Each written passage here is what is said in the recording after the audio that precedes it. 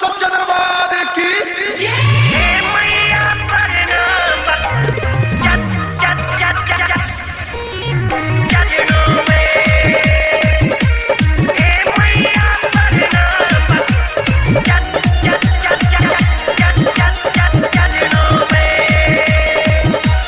केहू कहे दुर्गा केहू महाकाली, शेर पे सवार मैया शेरा वाली।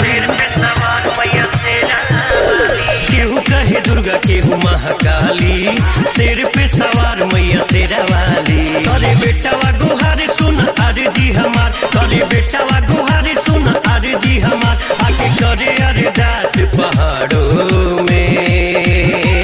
सारे तीरथ धाम तुहरे शरणों में, हे मैया प्रणाम तुहरे चरणों में।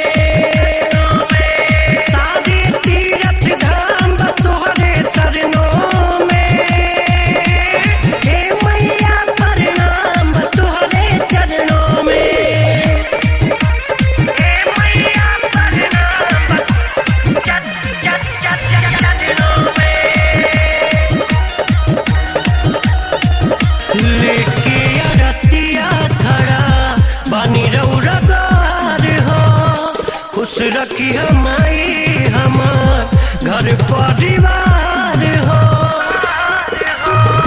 लेके अरतिया खड़ा बानी रौरा द्वार हो, खुश रखी हमारी हमार घर परिवार हो। माई आई के द्वार करी बिनती तुहार, माई आई के द्वार करी बिनती तुहार, पंडाल सजल जैसे झरनों में। सारे तीरथ धाम तुहरे शरणों में, हे मैया प्रणाम तुहरे चरणों में।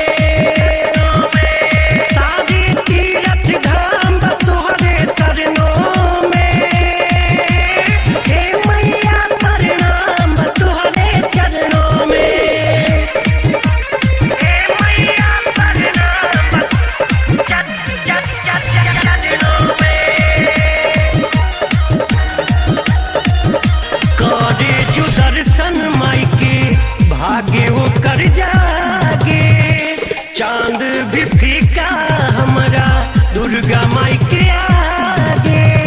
दुर्गा माई के करे जो दर्शन माई के भागे वो कर जागे, चांद भी फीका हमारा दुर्गा माई के आगे। देखा ठुमका लगाई अमर मड़ी गीत गाय, देखा ठुमका लगाई अमर मड़ी गीत गाय, शिव कुमार डूबल भाई अपने कर्मों में।